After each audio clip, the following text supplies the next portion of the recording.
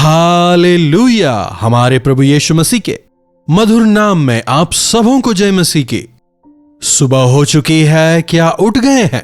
तो आइए मिलकर फिर से प्रभु के वचनों पर मनन करें। प्रार्थना के साथ में हम आज के मनन की शुरुआत करते हैं। महापवित्र पिता परमेश्वर, एक और नया दिन दिखाने के लिए आपका धन्यवाद। हमें प्रार्थना करना सिखाएं। प्रभु, आपके साथ चलते हुए आपकी तरह जीने का अनुग्रह हमें दें। यीशु के नाम से प्रार्थना मांगते हैं, आमीन। प्रभु की महिमा हो कि आपने प्रार्थना की। कहते हैं प्रार्थना किया। क्या प्रार्थना करते हैं? कई लोगों को लगता है अपनी जरूरतों को प्रभु से मांगना ही प्रार्थना है। अपनी सांसारिक जरूरतों को उनके सामने रखना ही समझते हैं। लेकिन यदि आप बाइबल के भक्तों को देखें, परमेश्वर के सानिध्य में हम केवल उनसे कुछ पाने के लिए नहीं जाते, बल्कि उनके सानिध्य में अपने आप को समर्पित करने और उनकी इच्छाओं को समझकर उसके अनुसार जीने के लिए हमें जाना है। वास्तविक प्रार्थना का यह एक अभिन्न अंग है। हर बार जब हम प्रभु के सामने जाते हैं, प्रभु मैं आपके सामने कैसा हूं, प्रभु से हमें पूछना है। अपनी दृष्टि में हम हमेशा सही होते हैं। दूसरों की दृष्टि में कुछ लोग कुछ कहेंगे, दूसरे कुछ और। अपने दृष्टिकोण के अनुसार कहेंगे। जब यीशु पूछते हैं मैं कौन हूं, क्या सबों ने एक ही जवाब दिया? किसी ने एलिया कहा, किसी ने भविष्यवक्ता। अपनी सोच के आधार पर उन्होंने बहुत कुछ कहा, लेकिन पवित्र आत्मा के द्वारा प्रेरित पतरस ही सही कहने पाया। तो हमारी वास्तविक स्थिति को हमारी माता या पिता या दोस्त जो कहते हैं वो नहीं है। परमेश्वर के सामने हम कैसे हैं, अगर हम यह समझने पाएं तो हम अपने आप को सुधारने पाएंगे। आईने के सामने हम क्यों जाते हैं? अपने आप को देखकर बेहतर करने के लिए ही तो ना। इसी प्रकार हर रोज हमें प्रभु के सामने जाके प्रभु से पूछना है, प्रभु मैं आपके सन्मुख कैसा हूं? मेरा चाल चलन, मेरे सोच विचार आपके सामने कैसे हैं? हर रोज प्रभु से पूछें। अय्यूब की एक प्रार्थना की ओर मैं आज आपके ध्यान को लाना चाहूंगा। देखिएगा, अय्यूब की पुस्तक 13वां अध्याय उसकी 23वीं आयत। मुझसे कितने अधर्म के काम पाप हुए हैं, मेरे अपराध और पाप मुझे जता दें। अय्यूब की यह प्रार्थना काफी अजीब है ना। प्रभु के सानिध्य में जाकर, प्रभु मुझसे कितने अधर्म हुए, मुझसे कितने पाप हुए, मुझसे जो अपराध हुए हैं उन्हें मुझे जताइए। मेरे पाप मुझे नजर नहीं आते, मेरे दोषों को मैं समझ नहीं पा रहा।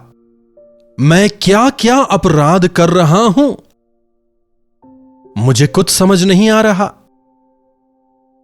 मुझसे कितने पाप हुए, मुझसे कितने अधर्म हुए, मुझसे कितने अपराध हुए।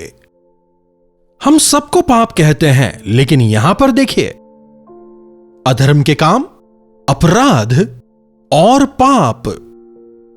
कई बार हम पाप कर बैठते हैं। क्या है पाप? हर अनैतिकता पाप है। प्रभु की संतान होने के नाते इस संसार में हमें पवित्रता से जीना है, लेकिन कई बार अनजाने में ही हम संसार की अपवित्रता में घुल मिल जाते हैं, उसे अपने अंदर स्थान दे बैठते हैं। उनकी तरह बात करना, कार्य करना, उनके अनुसार जीना। जब हम प्रभु की बात नहीं सुनते, हम पापी हो जाते हैं। हर अनैतिकता पाप है। आज्ञा का उल्लंघन करना पाप है, बाइबल बताता है। कई बार लगता है कि धोखा देना, चोरी करना, व्यभिचार करना, अगर हम इन्हें नहीं कर रहे तो हमने पाप नहीं किया। जो कुछ भी नैतिकता के उलट है वो सब कुछ पाप है। रिश्वतखोरी पाप है, झूठ बोलना पाप है, झूठी साक्षी देना पाप है, झूठे हस्ताक्षर करना पाप है। अनेकों बार अनजाने में जब हम सांसारिकता को स्थान देते हैं, प्रभु की नजरों में पापी बन जाते हैं। प्रभु, मेरे हृदय की गहराई को एक बार मुझे दिखाएं, मेरे पापों को मुझे दिखाएं। देखिए, हम अपने हृदय को नहीं देख सकते, लेकिन हमारे प्रभु हृदय की गहराइयों को जानते हैं। आपकी स्थिति को वे आपको समझाएंगे। मेरे अधर्म के काम कितने हैं, मेरे पाप कितने हैं, मुझे बताएं। अधर्म के काम। प्रभु चाहते हैं कि हम निर्दोष रहें, लेकिन अनेकों बार हम वैसा नहीं रह पाते। जो हमें करना चाहिए उसे नहीं करना भी अधर्म ही है। गलतियों को देखकर चुप रह जाना भी पाप ही कहलाता है। मेरे अधर्म के काम, कहां मैं अपनी सीमा लांघ रहा हूं? रविवार को अगर आप चर्च नहीं जाते तो आप परमेश्वर की आज्ञा का उल्लंघन कर रहे हैं। क्या आपने कभी यह सोचा है? बताइएगा। अनेकों बार अपने भरोसे को परमेश्वर पर रखने के बजाय जब मनुष्यों पर रखते हैं, हम प्रभु की आज्ञा का उल्लंघन कर रहे हैं। एक बार रुककर जरा सोचकर देखिए, एक दिन में कितनी बार आप प्रभु की आज्ञाओं का उल्लंघन करते हैं, उनके वचनों का आप पालन नहीं करते, उनकी ठहराई सीमाओं को आप लांघते हैं। जब हम प्रभु के सानिध्य में जाते हैं, उनके मुख के प्रकाश में हमारे अपराध नजर आते हैं। मूसा कहता है, हमारी वास्तविक स्थिति केवल हमें उनके मुख के प्रकाश के सामने ही नजर आती है। और अगर हम चाहते हैं कि उनके मुख का प्रकाश हम पर चमके, तो आवश्यक है कि हम उनके सानिध्य में जाकर प्रार्थना विनती करें। हर रोज प्रभु के सानिध्य में प्रार्थना करते हैं। आदतन और सांस्कारिक प्रार्थना की बात नहीं कर रहा। ऐसी प्रार्थनाओं को सीखें। मेरे अधर्म कितने हैं, मेरे पाप कितने हैं, मेरे अपराध कितने हैं, मुझे बताएं प्रभु। दूसरों की गलतियों को उजागर करने में हम लोग एक्सपर्ट्स हैं। तुमने ये गलत किया, तुमने वहां गलत किया, सब की गलतियों को बहुत अच्छी तरह हम उजागर करते हैं, बताते हैं। लेकिन जब बात अपनी आती है तो हमें अपने दोष नजर नहीं आते और ना ही उन्हें जानने की इच्छा हमें होती है। जब हमारा विवेक हमें कचोटता है, उसे हम चुप करते हैं, बजाय इसके प्रभु के सानिध्य में जाकर। हमेशा हमें अपने आप को शुद्ध करना चाहिए। हर रोज अपने हृदय को हमें प्रभु के सामने ठीक करना है। हमने जो अपराध किए, हमने जो पाप किए, हमने जो अधर्म किए, उनसे यीशु का लहू हमें पवित्र करता है। अगर एक व्यक्ति ने गलत रास्ता ले लिया है तो उसका गंतव्य भी तो गलत ही होगा ना। अगर वो ये समझ पाए कि उसने गलत रास्ता ले लिया है, तभी वो अपने रास्ते को सही करने पाएगा। हर रोज सुबह सवेरे उठकर हम यदि प्रभु से नहीं पूछें कि हमारा जीवन कैसा है, तो पूरा दिन, पूरी जिंदगी ऐसी रह जाएगी। आज आपका जीवन कैसा है? आज मुझे क्या करना है, कहां जाना है, किन लोगों से मिलना है? क्या हर रोज सुबह सवेरे उठकर इन विषयों में आप सोचते हैं? ठीक है, उठ गए हैं, उठकर जो भी करना है कर लेंगे। फिर शाम को अगर सफलता नहीं मिली तो कहेंगे किसका मुंह देखा, है कि नहीं? आपके जीवन की असफलता के लिए किसी का चेहरा जिम्मेदार नहीं है, कोई और रुकावट नहीं है। बाइबल बताता है, धन्य है वह पुरुष जो ना दुष्टों की युक्तियों पर चलता, ना पापियों के मार्ग में खड़ा होता और ना ठट्ठा करने वालों की मंडलियों में बैठता है, बल्कि उनकी व्यवस्था पर दिन रात मनन करता है। वह बहती नाली के किनारे लगाए गए वृक्ष के समान होता है और उसके तमाम कार्य सफल होते हैं। वचन के अनुसार अपने दिन की शुरुआत करें, आपके तमाम कार्यों में आशीष पाएंगे। प्रभु, मेरे अधर्म कितने हैं, अपराध कितने हैं, मेरे पाप कितने हैं, मुझे बताएं, कहते हुए अय्यूब परमेश्वर से प्रार्थना करता है। दाऊद भी एक शानदार प्रार्थना करता है। उसे भी देखिए, भजन संहिता उसका 19वां अध्याय और 14वीं आयत। मेरे मुंह के वचन और मेरे हृदय का ध्यान आपके सन्मुख ग्रहण योग्य हो, हे यहोवा परमेश्वर, मेरे चट्टान, मेरे उद्धार करने वाले।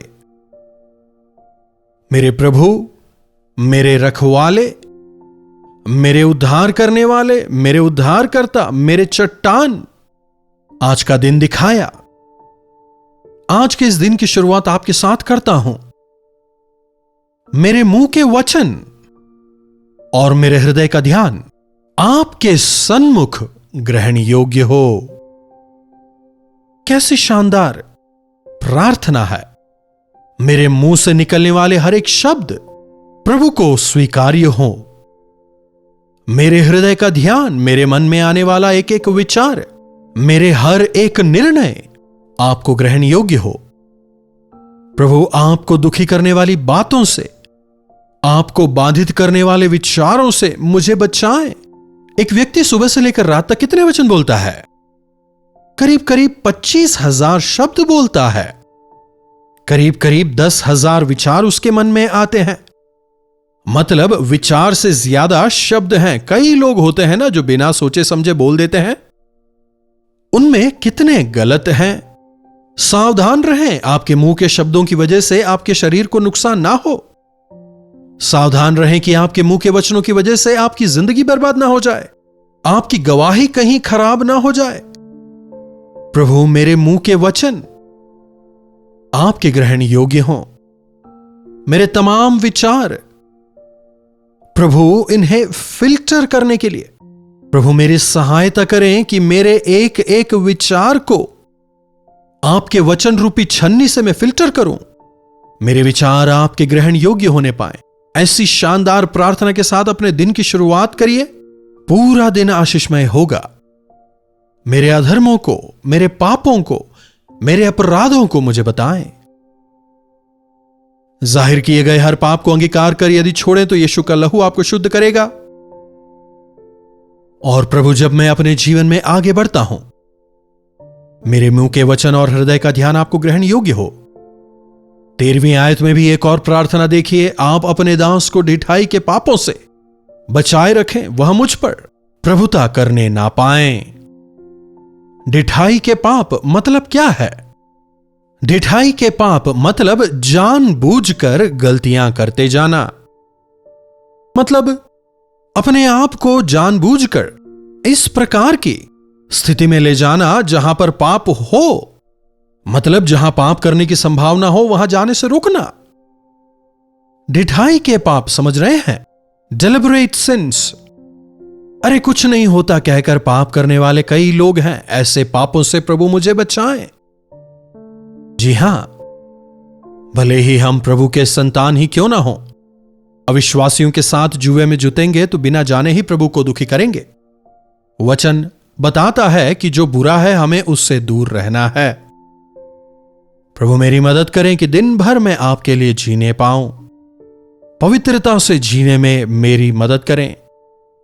ऐसी प्रार्थना के साथ अपने दिन की शुरुआत करें, आशीष पाएंगे और आपके लिए जीवन देने वाले यीशु को प्रसन्न करने पाएंगे। प्रार्थना। महापवित्र पिता परमेश्वर, प्रभु आपके वचनों के द्वारा एक बार फिर से हमसे बात करने के लिए हम आपके शुक्रगुजार हैं। प्रभु सुने गए वचनों के अनुसार जीवन बिताने में हमारी मदद करें।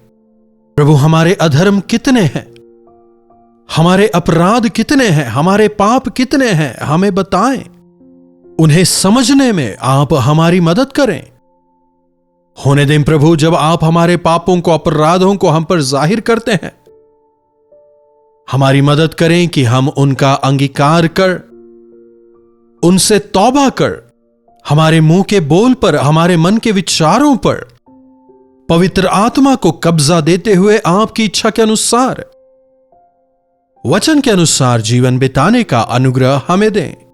यीशु के नाम से प्रार्थना मांगते हैं, आमीन। अब हमारे पिता परमेश्वर का प्रेम, प्रभु यीशु मसीह का अनुग्रह, पवित्र आत्मा की संगति और सहभागिता हम में से प्रत्येक के साथ आज, कल और सर्वदा बनी रहे, आमीन। प्रभु की महिमा हो। अपने प्रार्थना विषयों को आप हमें 9884907779 पर व्हाट्सएप, वॉइस मैसेज या टेक्स्ट के जरिए भेज सकते हैं। हम आपके लिए प्रार्थना करेंगे। प्रभु चमत्कार करेंगे।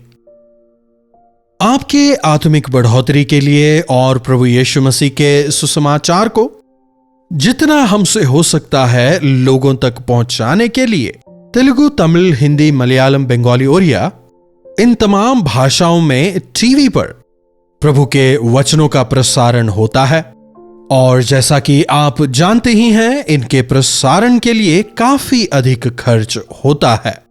यदि पवित्र आत्मा आपको प्रेरित करते हैं कि आप इस सेवकाई में हाथ बटाएं, आप अपने योगदान को या आर्थिक योगदान को यदि देना चाहते हैं तो आप हमें एक व्हाट्सएप कर सकते हैं। हमारी टीम आपसे संपर्क करेगी, तमाम जानकारियां आपको प्रदान की जाएंगी और हम मिलकर प्रभु की सेवकाई में आगे बढ़ेंगे। इन्हीं वचनों के साथ आज मैं आपसे विदा लेना चाहूंगा। प्रभु आपको आशीष दें। कल्वरी दर्शन, ये है प्रेम के दर्शन, यीशु प्रेम के दर्शन।